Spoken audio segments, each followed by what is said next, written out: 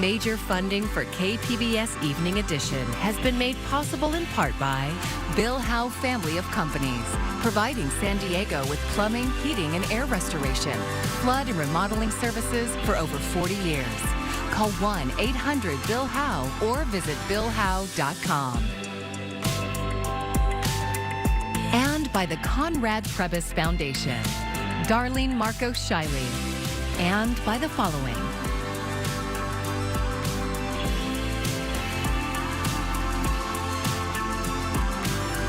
And by viewers like you. Thank you.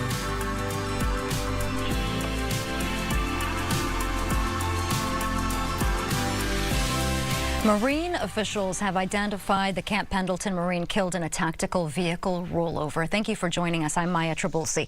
The vehicle rolled over during a training exercise on Tuesday. KPBS military reporter Andrew Dyer spoke to the father of another Marine killed in a similar crash, who says not enough is being done to prevent these accidents.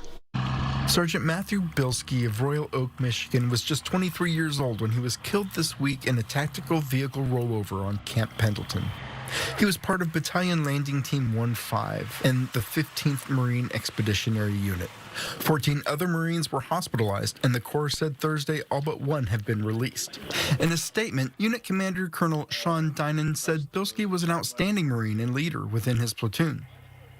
In 2019, Marine Lieutenant Connor McDowell was at Camp Pendleton when he was killed in a separate tactical vehicle rollover. Michael McDowell was his father. He should never have died, and none of the kids in the LAV should have been hurt. There was significant neglect of range safety. McDowell's a fellow at the New America Foundation in Washington, D.C., and he's researched tactical vehicle accidents and advocated for safer training practices. In 2021, the GAO published a report on the dangers of tactical vehicle rollovers and recommended changes. McDowell now works with families of troops killed in rollovers to support them through what can be lengthy investigations.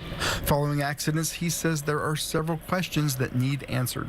Was this a case of range inspection not identifying a hazard, a dangerous hazard which could have been avoided? Was it driver error? Well, we won't know. But very often there's a blame down the ranks attitude amongst flag officers, and it's got to stop. Their job is safety. It doesn't mean you can't train in high risk. Of course you can, you're ready for battle. But these kids are being killed in their own country, not on the battlefield. According to the GAO's numbers, more than 125 troops have been killed in tactical vehicle crashes since 2010. 2 Air Force airmen were killed in the last few months in Humvee rollovers. McDowell says total numbers are down, but more needs to be done to hold Marine commanders accountable. These kids are being killed in their own country, not on the battlefield. This is ridiculous. Tuesday's rollover at Camp Pendleton is under investigation. Andrew Dyer, KPBS News.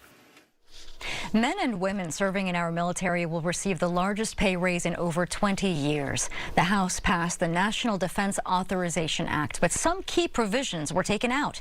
As Laura Aguirre explains, the battle over aid for Ukraine and Israel is expected to go unresolved until next year.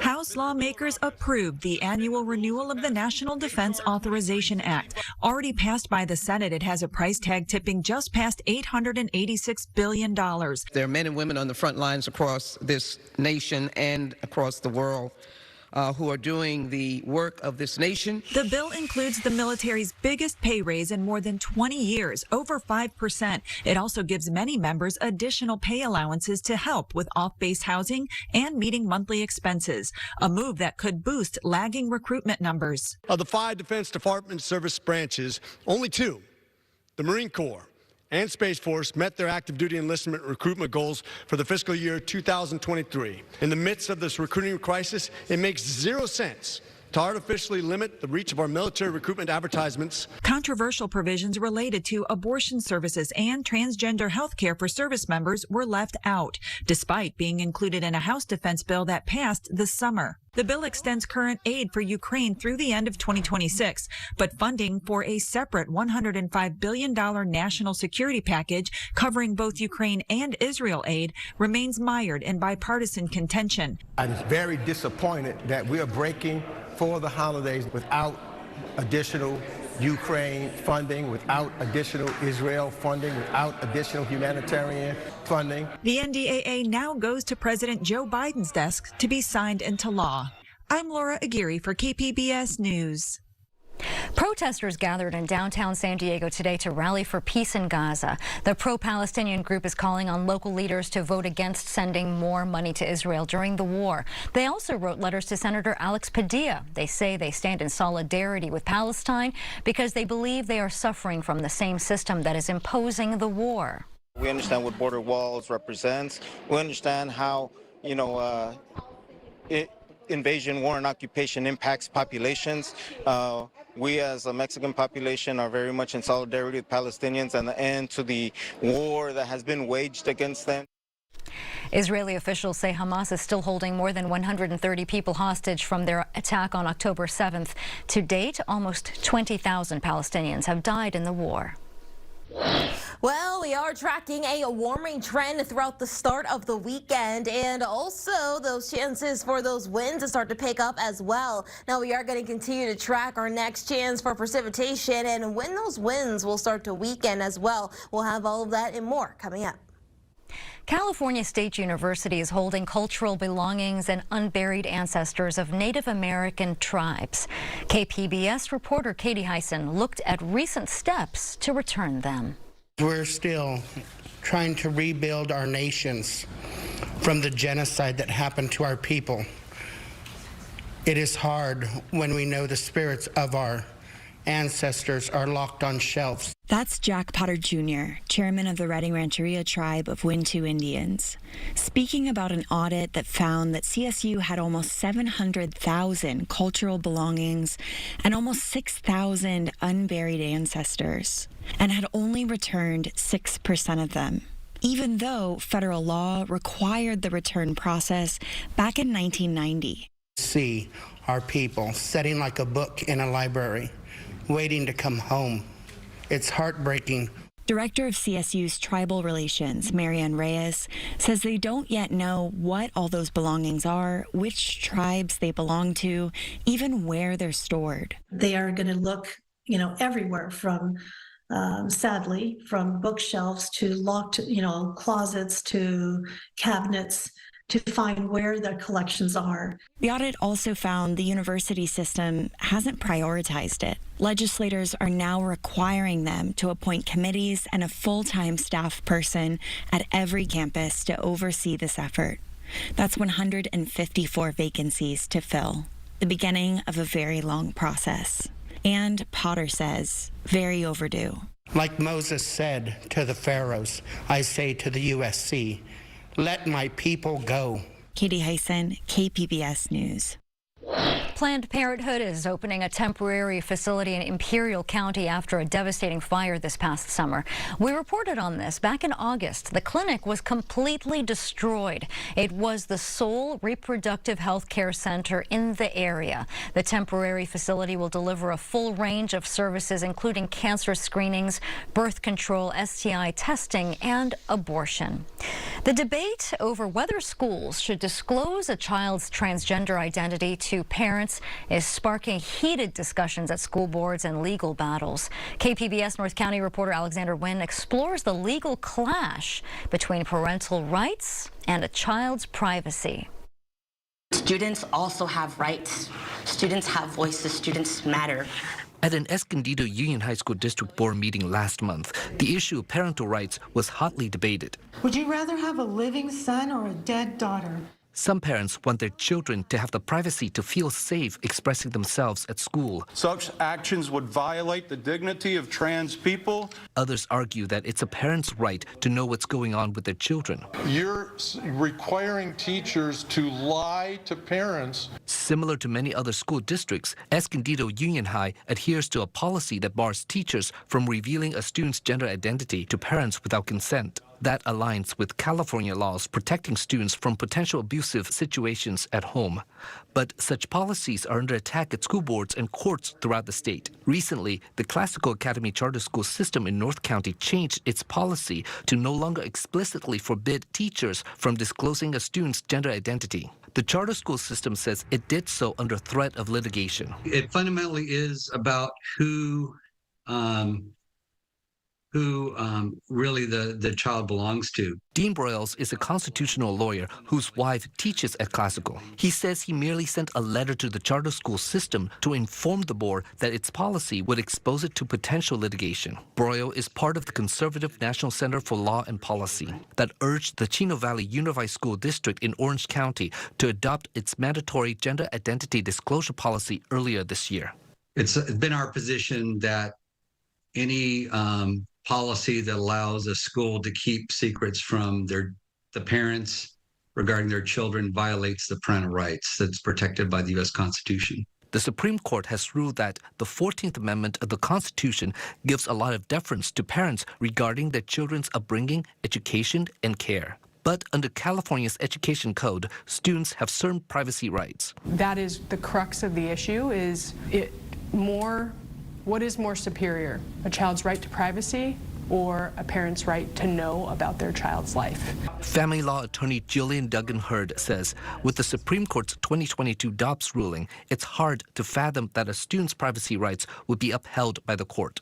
The Dobbs ruling overturned Roe v. Wade, which had protected the right to have an abortion in the U.S.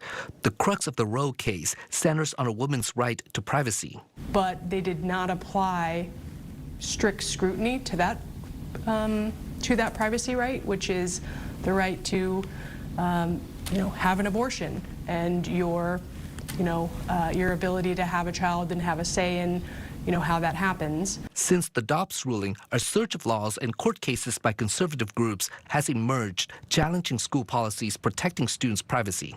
In May, 2 teachers at Rincon Middle School in the Escondido Union School District sued, claiming the policy to protect students' rights to privacy at school over their gender identity essentially forced them to lie to parents, which went against their religious beliefs. Duggan-Hurd says the timing of these cases is not coincidental. There's a bunch of strategy in it.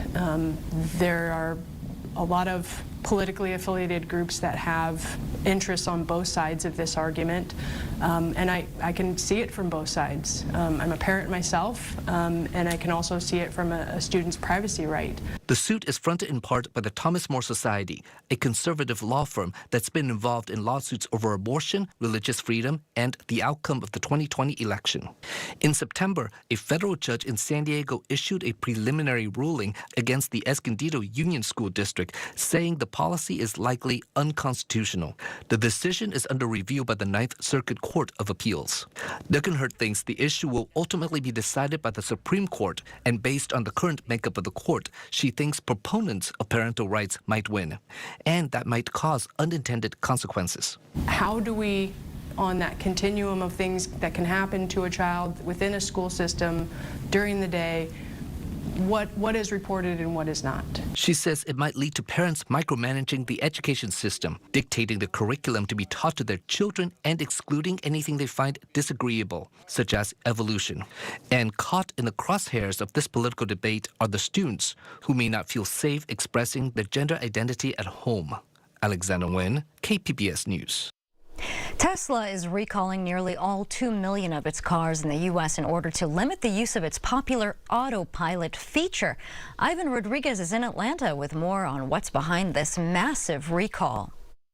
The recall comes after a 2-year probe by U.S. safety regulators of roughly 1,000 car crashes in which the autopilot feature was in use. Some of these crashes were deadly. This is a big blow to Tesla, which has marketed its vehicles to buyers willing to pay a little bit extra for the car to do the driving for them. Tesla launching a massive recall to update the autopilot feature in millions of cars to make sure drivers stay attentive when they're using it. This is a really big deal because with 2 million cars on the road, it impacts just about every Tesla that's on the road right now. The National Highway Traffic Safety Administration said Tesla's popular autopilot feature can give drivers a false sense of security and be easily misused in certain dangerous situations when the technology might not be able to safely navigate the road. It can steer and accelerate and brake automatically in its lane on the highways, but it cannot drive itself, despite what it's called. Tesla says it will update the software wirelessly. Once it's updated, drivers will receive more warnings when they're not paying attention to the road when the autopilot's auto steer function is turned on. Tesla's fixes include additional measures like visual alerts, simplified controls, and other checks to kind of make sure the driver really knows what's going on. The cars may also disengage the auto steer feature when the software determines the driver is not paying attention. Patrick George, editor-in-chief of Inside EVs, says it's important for drivers to educate themselves and understand the limitations of the technology. I think above all, just be willing to and ready to step in and take the wheel when you need to, because these cars are not capable of driving themselves yet. Tesla's owner's manual says, quote, auto steer is intended for use on highways and limited access roads with a fully attentive driver. But the company has pushed the idea that this feature allows cars to safely make a majority of those driving decisions, even when away from those roads. In Atlanta, I'm Ivan Rodriguez. A day of action for United flight attendants as dozens hit the picket line demanding the company offer a fair contract. This demonstration at San Diego International Airport was one of 20 that took place today as part of an international effort. Flight attendants are asking United to fix infrastructure and staffing issues, among other things. The union also wants better pay and benefits. The strike comes as we near the height of the holiday travel season.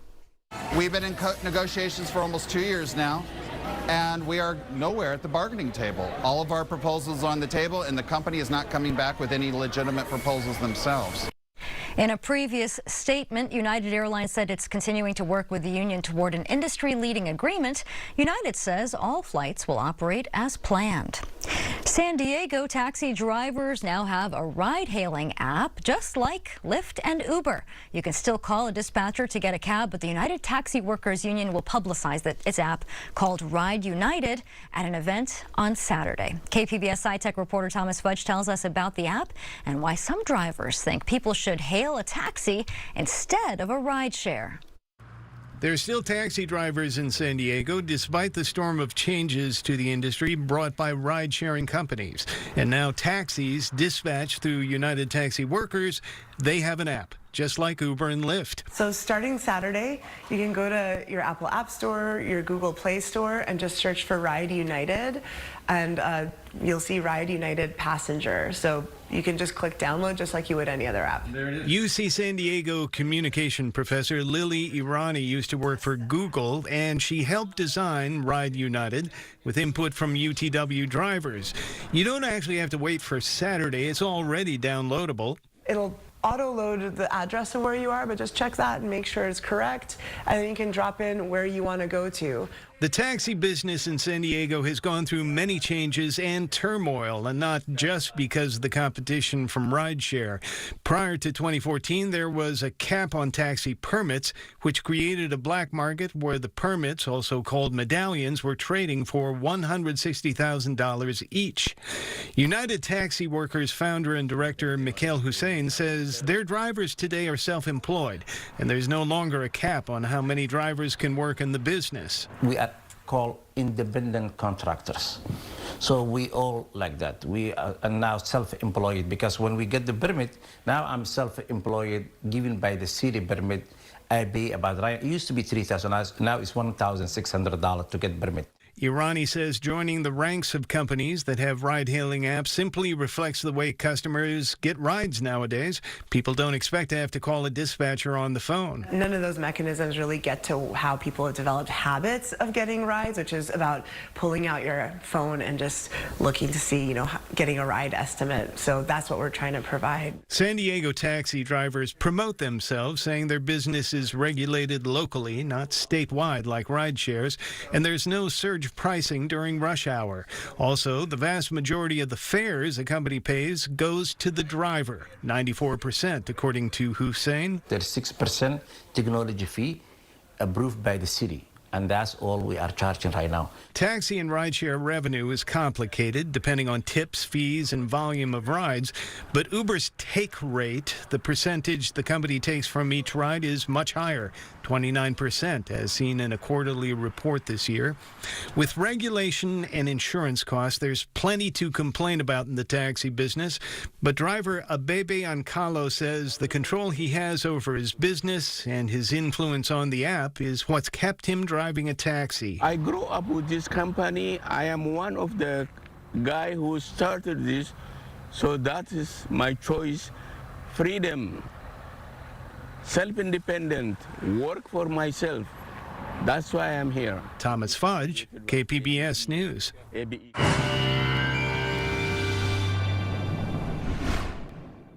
Well, let's start you off with your weather headlines. What you need to know over these next few days heading into the weekend. Well, we are going to continue there on that warming trend into the weekend, though. Those winds are going to be gusting at times coming in out of the northeast. So we are talking about a Santa Ana wind event, and that's going to stick with us even through Saturday. Now, winds will start to calm down gradually through then, but hey, we'll have much calmer conditions there throughout the end of the weekend. Now, tonight we're dropping down to a low of 44 degrees. Clear and chilly there across the area. Oceanside will drop down even cooler than that to a low of 36. Now, areas a little bit further inland, Ramona 41, Borrego Springs 39, and Mount Laguna, you're dropping down to a low of 33. Now, where do highs go tomorrow? Well, hey, we're talking about some 70s there right along the coast. San Diego 75, similar story in Oceanside, and even Mount Laguna coming up to a high of 50, and Borrego Springs, well, hey, you're at a high of 72. Now, your 5-day outlook there along the coast, well, you will note that the pattern is changing as we head into the end of the weekend. So like I said, we're going to continue on that warming trend, temperatures staying warm and even above the historical averages in a few areas across the region. We're in the mid-70s there along the coast, partly sunny skies, though again, we are talking about some gustier winds there, especially areas further inland. Sunday, though, mostly cloudy skies. Temperatures will start to drop down. We're in the low 70s there by the end of the weekend with a touch of rain on tap, even as we head into the day on Monday with a high of 71. We're going to continue on that cooling trend with rain, with a high of 67 by Tuesday. Now, further inland, again, we are going to start to drop as we head towards the end of the weekend. Again, we're still warm Friday and Saturday, highs in the 80s, still a little breezy. And then Sunday, we're at a high of 75, continuing on that cooling trend. And yes, we're pulling in the rain for the beginning of the week. Highs just in the upper 60s there by Tuesday. Now, we will also experience a cool down there for the mountains. We're going to see those increasing clouds as well. Highs dropping back down to the 40s by the beginning of next week. It is going to be quite chilly, and we'll also see those increasing clouds in and around the deserts. But hey, here temperatures are looking rather steady in the mid-70s. For KPBS News, I'm meteorologist Bree Guy. And here's another look at today's top stories. Officials have identified the Camp Pendleton Marine killed in a crash on base this week. Sergeant Matthew Belsky of Royal Oak, Michigan, died when his amphibious combat vehicle rolled over during what Marines call ground maneuvers on Tuesday. He was 23 years old. 14 other Marines were hospitalized, and one of them has since been released. California State University is taking steps to return unburied ancestors and other cultural belongings back to Native American tribes. A recent audit found that CSU had almost 700,000 cultural belongings and nearly 6,000 unburied ancestors. Only about 6% were returned to tribes. Legislators are also requiring CSU to appoint committees and a full-time staff member at every campus to oversee the effort. Lion Made Empire is holding their second annual toy drive in Oak Park this Sunday. KPBS reporter Melissa May tells us about this year's event and significance of the event's location. Last year, Lion Made Empire founder Lamar Kennedy Jr. organized a toy drive to help out the youth in the community. Kennedy and his team used their own money to buy the toys and delivered them to about 80 kids. The young entrepreneur had a goal of expanding future toy drives, and boy, did he achieve that. This year, we have some sponsors, endorsements from other big organizations, and we're going to be doing the toy drive here physically where they could pull up and come get their toys, and it's not going to be 80 kids, it's going to be 400. The drive is being held outside a building in Oak Park. Yeah, this part right here is where I lost my father at in 2014. He passed away here. He was a pretty well-known guy. He worked well in the community and gave back as well. Lamar Jr. was just 10 years old when his father, Lamar Sr., was murdered in his barbershop. In honor of him, we chose this location to do the toy drive here, to just keep his name alive and keep the awareness out there. You know, you could take, even though you go through negative things in life, you can make it a positive out of it. It was important that even though something so negative happened here, we want to bring out the goodness. We want to show the community that, you know, we won't stop. And we haven't stopped, and we will continue. Kennedy and about 12 volunteers, including his mother, Melissa Hernandez, will be running the toy drive. It's going to put the message out there that no one's left alone, no one's left out. Volunteers will be cleaning off the graffiti on the building and making the toy drive extra festive. Yeah, so we're going to have Santa out here, and people could come and take family photos with Santa Claus. We'll have food and drinks, and it's just going to be a good vibe out here for the community, as well as giving back toys. They're still accepting donations, and you can get more information by emailing lionmadeempire@gmail.com. Kennedy says this is a good community, despite bad things that may happen in it, and he plans to stay out here, changing the narrative. Melissa May, KPBS News. And here's a look at what we're working on for tomorrow in the KPBS newsroom. Research shows nearly 1 in 5 school-aged kids and teens use melatonin on a regular basis to fall asleep. NPR's Morning Edition talked to pediatricians about health concerns. And KPBS Roundtable is discussing San Diego's housing action plan approved this week, what it means for the future of affordable housing in the city. And you can find tonight's stories on our website, kpbs.org. Thanks for joining us. I'm Maya Trabulsi. Good night. Major funding for KPBS Evening Edition has been made possible in part by Bill Howe Family of Companies, providing San Diego with plumbing, heating, and air restoration, flood and remodeling services for over 40 years. Call 1-800-BILL-HOWE or visit billhowe.com. And by the Conrad Prebys Foundation, Darlene Marco Shiley, and by the following.